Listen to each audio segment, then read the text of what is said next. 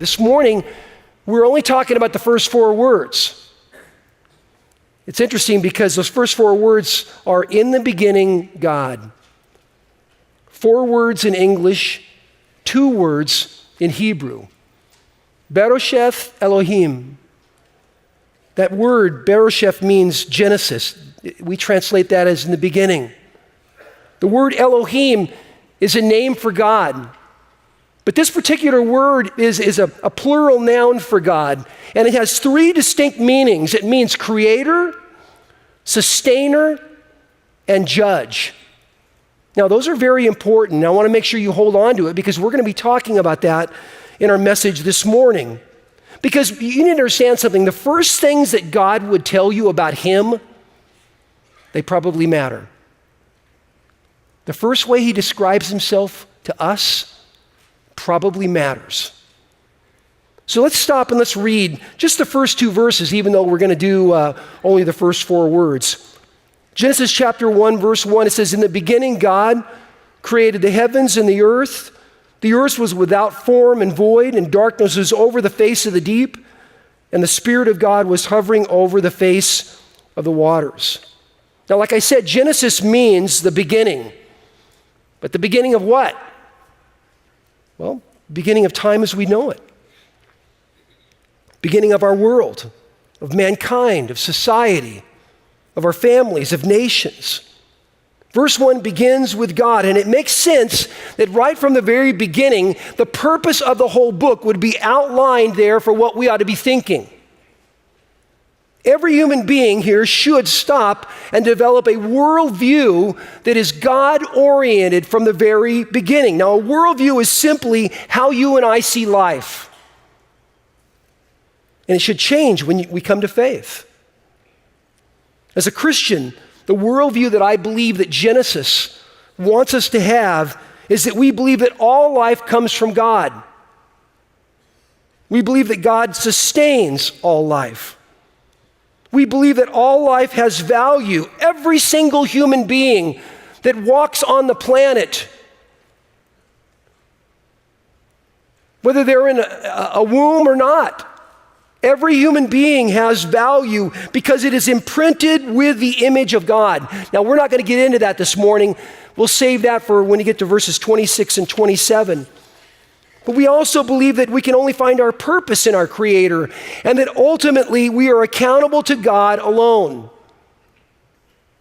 Now, here's what that means.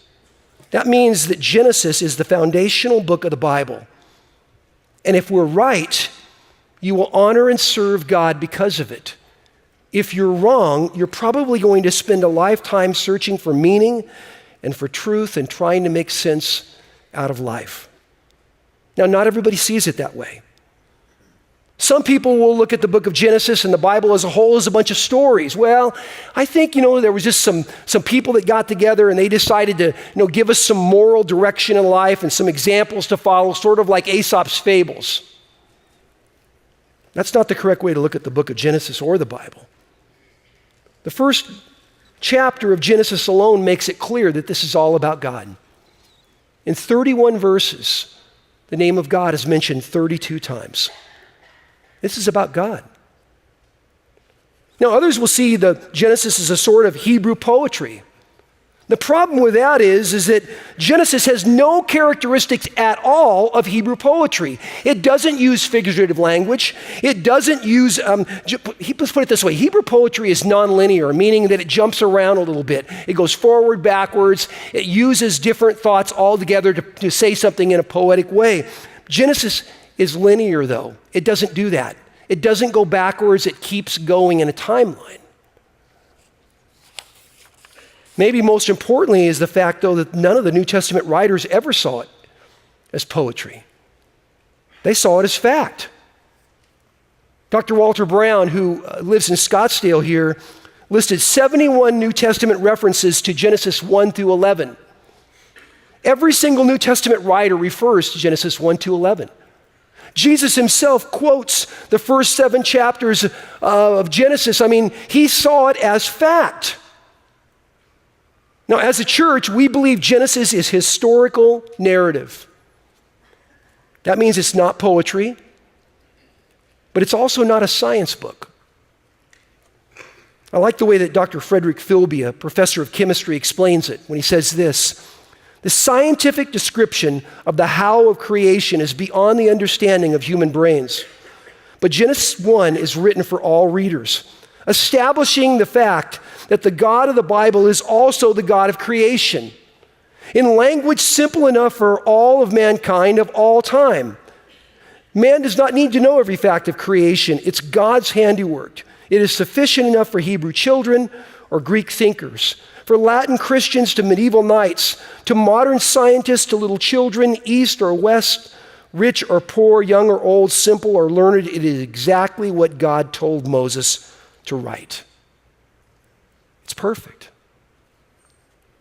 Now, at the beginning of our study of Genesis, you need to keep in mind then what the very first things that God told us about himself were. How he described himself, that he is the creator of all, the sustainer of all, that he will hold us accountable. I believe he wants us to know him. And then at the very end, there's a little challenge here that this makes sense that I'm going to hit you with. But the first thing is this: God is the cause of all life. God is the cause of all life. Now, if we believe the first four words, in the beginning, God, then you believe that God is the cause of the entire universe. That belief in itself destroys atheism because the universe was created by God. It destroys pantheism because God is not in everything, but God is the creator of everything. So many people think, oh, well, God's in the mountains, or God's, most kids would say God's at the beach. But they'd say God is in this thing. No, God is not in those things. He created them. They're part of his creation. To believe God created everything destroys polytheism because there's only one God that created all things. It destroys materialism because the matter that makes up every single thing had to come from someplace. It had to have a beginning. It destroys humanism because God, not man, is the ultimate reality and focus. It destroys evolutionism because God himself created all things. Now, I realize that we no longer live in an age where the existence of God is assumed. And so let's look at the cause of life logically just for a second. Let's start by assuming that something exists. Now, if you're sitting here going, well, I'm not completely sure that I exist, I'm going to invite the person next to you to pinch you. Okay? Anybody here feel like that? Because I pretty much guarantee that when you jump up, you'll realize you exist. Right? The key here is this: if something exists, then something has always existed because something had to come before. Now, what do I mean by that? Well, there's only three possibilities for how anything got here. One is that it always existed, so it's eternal. Two is it was created by someone who is eternal. Or three is it's self-created. Now, since we cannot find a single thing that's living on our planet that is absolutely eternal, that has been alive forever, it's pretty easy to throw out number one. Number three is the most popular view of the unbelieving scientific community today. The idea of self-creation. You'll hear words like quantum motion. It's the idea of taking space and time and matter and chance and putting it all together, and somehow, basically, there was creation by chance or self-creation. Now, here's the problem with that. For something to create itself, it would have to exist before it created itself in order to create itself. That a little bit confusing? You see the problem here? You would have to exist and not exist at the same time, scientifically. That's nonsense. Webster's dictionary tells us that chance is something that happens as a result of something that's unknown or unconsidered forces.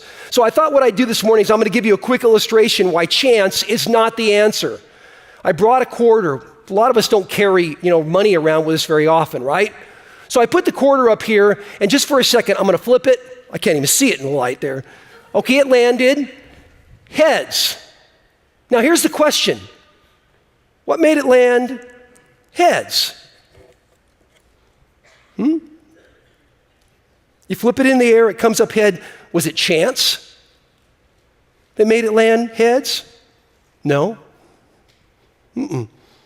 Chance merely tells me the possibilities of it coming up heads or tails in light of all the variables. For example, if someone takes a coin and flips it, they put it on their finger, you have to figure all the variables in. Well, did it start heads up or tails up?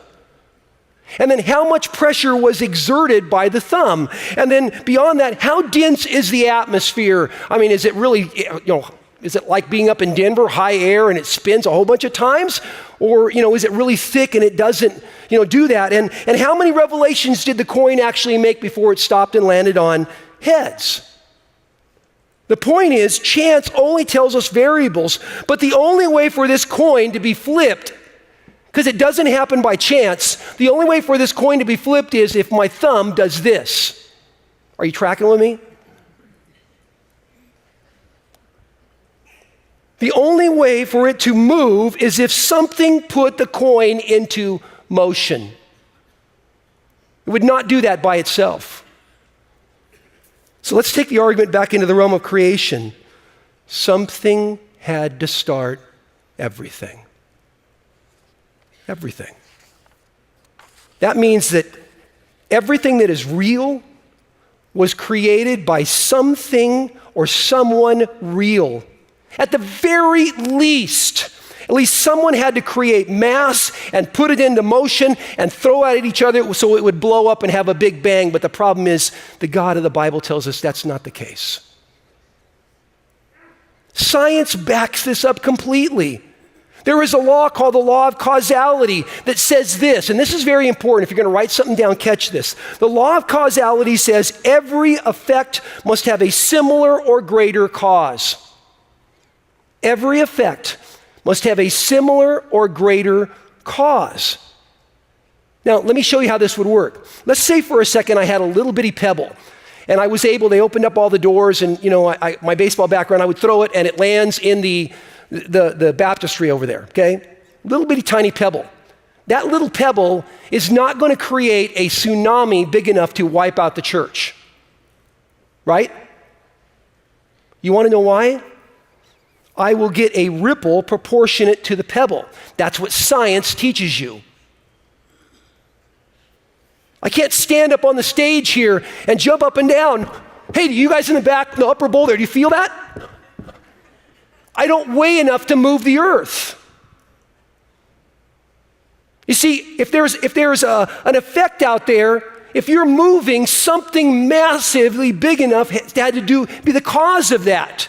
And so if you and I stop and we look at our world, our universe and everything, perhaps you made your way up to Flagstaff or down to Tucson and one of the places out there and you found one of those magnificent telescopes to be able to look at the universe, and you realize it's so massive, we cannot see things with the human eye. There's so many solar systems, so many planets, it's just incredibly massive. Then science itself would tell you that the cause has to be equally massive or greater. That's our God. That's what he told us. In the beginning, Elohim. I am the creator of all. Listen to what the Bible tells us. Psalm 90, verse 2 says, before the mountains were brought forth, or ever, you formed the earth and the world. From everlasting to everlasting, you are God. God, it says, formed the earth and the world. Psalm 102 says, of old, you laid the foundations of the earth, and the heavens are the work of your hands. They will perish, but you will remain. They will all wear out like a garment. They will be changed like a robe, and they will pass away, but you are the same. Your years have no end. He is everlasting. Isaiah 40, verse 28 says, have you not known? Have you not heard? The Lord is the everlasting God, the creator of the ends of the earth. John chapter 5, verse 26 literally tells us that God has life in himself. For as the Father has life in himself, so he granted the Son to also to have life in himself. Revelation chapter 4, verse 10 says, he's always been here. The 24 elders fell down before him, who was seated on the throne, and worshiped him, who lives forever and ever. We believe that God is the cause of all life. He is Elohim. Now here's the second thing about him. We believe that Elohim, that God is the sustainer of all life as well. Colossians chapter 1, verses 16 and 17 describe him like this: by him all things were created in heaven and on earth, visible and invisible, whether thrones or dominions or rulers or authorities. All things were created through him and for him. He is before all things. So in other words, he's the creator. And in him all things hold together. God sustains all things. Do you remember what he described himself as the word Elohim? Creator, sustainer, judge. In him all things hold together. And by the way, we need being sustained. We require air and water and food. We are finite, we die. We're fragile, we get hurt and broken. We need God to sustain us. But none of those things are true about our God. God exists independent of anyone or anything. He's infinite.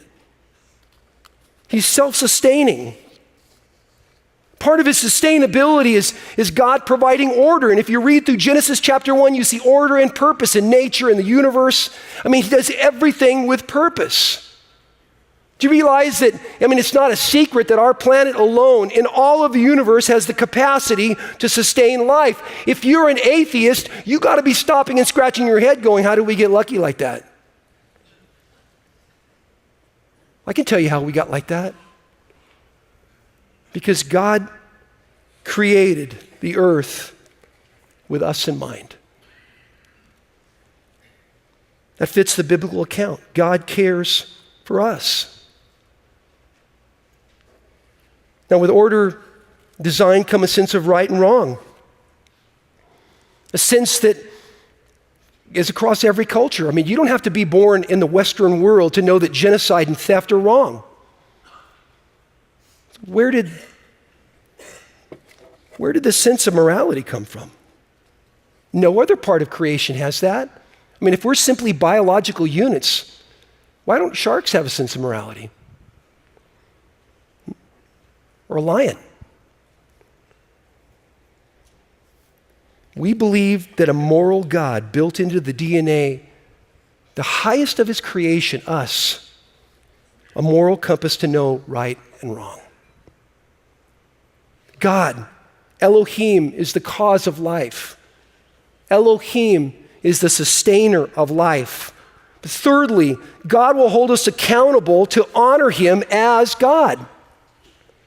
Romans chapter 1, verses 20 and 21 says, "For this invisible attributes, namely his eternal power and divine nature, have been clearly perceived ever since the creation of the world in the things that have been made, so that they are without excuse. For although they knew God, they did not honor him as God or give thanks to him, but they became futile in their thinking, and their foolish hearts were darkened." He actually, in that case, refers to them as foolish. Psalm 14:1 and 53:1 say the same thing. The fool has said in his heart, there is no God. Listen, it's important for you to understand something. God never intended for this book to be a science book. He didn't intend for that to happen. But Genesis 1 tells you where everything came from. That doesn't mean that God has to explain to us every single detail. God does not have to defend his actions. He does not have to explain things in a way even that seem fair to us. It just doesn't work that way. If you create the universe, you get to make the rules. Here's the fourth truth, that God created us to know him. God created us to know him. Years ago, when we actually went back all the way to caring families, which was a thing we used to do with families years and years ago, we came to the conclusion that it was really important for us to talk about relationships, because we would stop and we'd say, look, if you look at Genesis chapter 1, you find very clearly that God is a relational God. Let us make man in our image. You go to Genesis chapter 2, and it tells us that God created us relational beings. It's not good for the man to be alone. You get to Genesis chapter 3, and you realize that every issue that you and I have is a relational issue, either between me and you or me and God.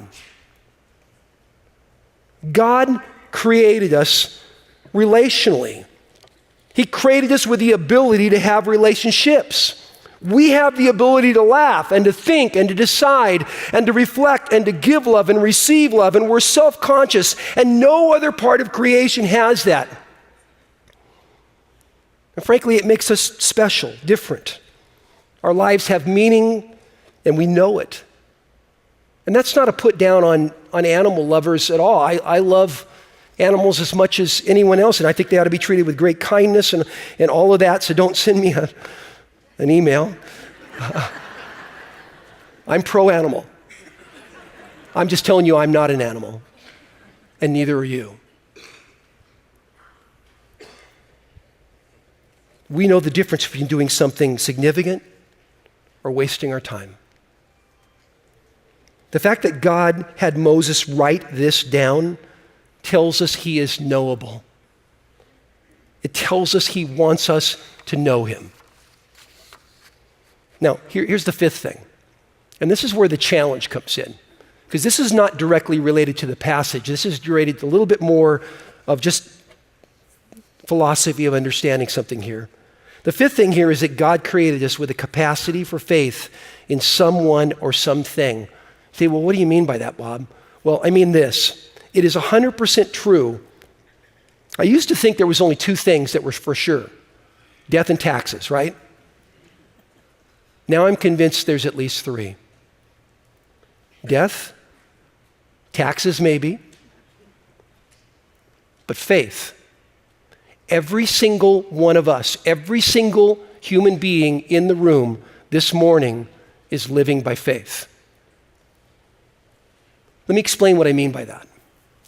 If you are sitting there and you go, you know, Bob, I get your argument, but I don't know, could all those scientists actually be wrong? I mean, there's so much, in those theories and blah, blah, blah.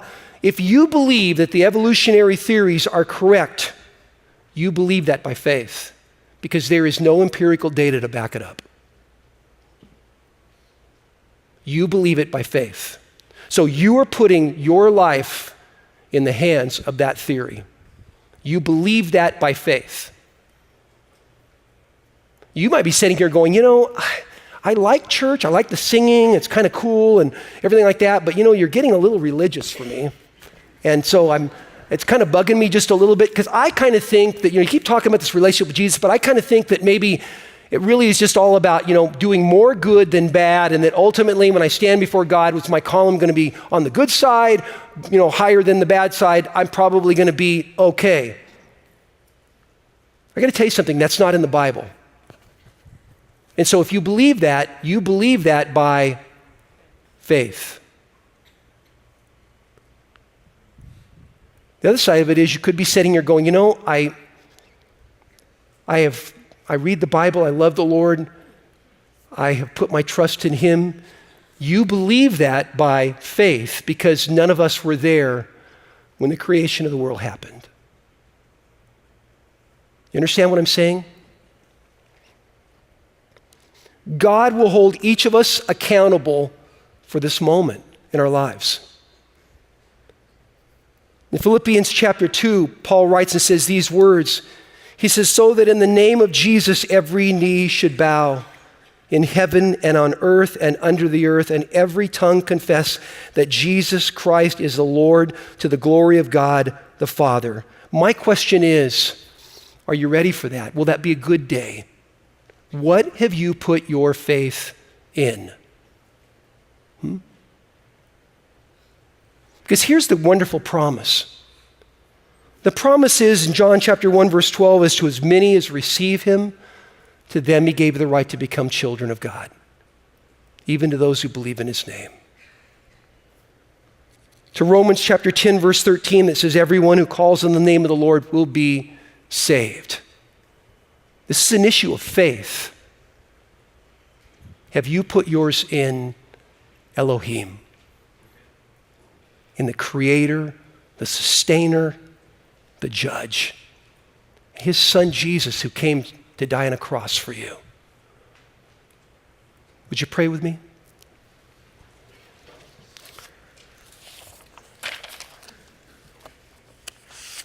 Just for a second, would you, with closed eyes, stop and reflect on where have you put your faith at?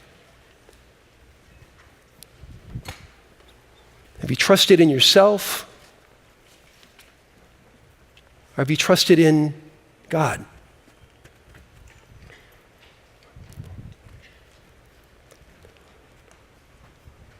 You could begin that trust in Jesus this morning, right where you're at. I'm going to pray a prayer, and I'm going to simply ask that you pray after me silently, right where you're at. If you'd like to begin that relationship. Now, many of you don't have to do this again. If you've ever done this, you don't have to do this a second time. But we love to begin our study of where everything came from by trusting in the one that created it all. So you pray with me if that's your desire. Dear God, I need you. I want you. I'm asking you to change me. I'm asking you to forgive me. I'm asking you to take control of my life. I invite you to live inside of me, to make me your child, for you to be my God. Let me ask you a question. If you prayed that prayer, would you just do me a favor and would you just slip your hand up and then put it back down for me so we'll know to pray?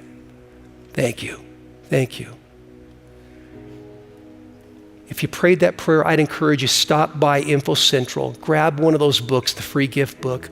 It will help you get started the right way in your faith. Father, thank you for your great love that is coupled with your great power, that is coupled with your perfect holiness.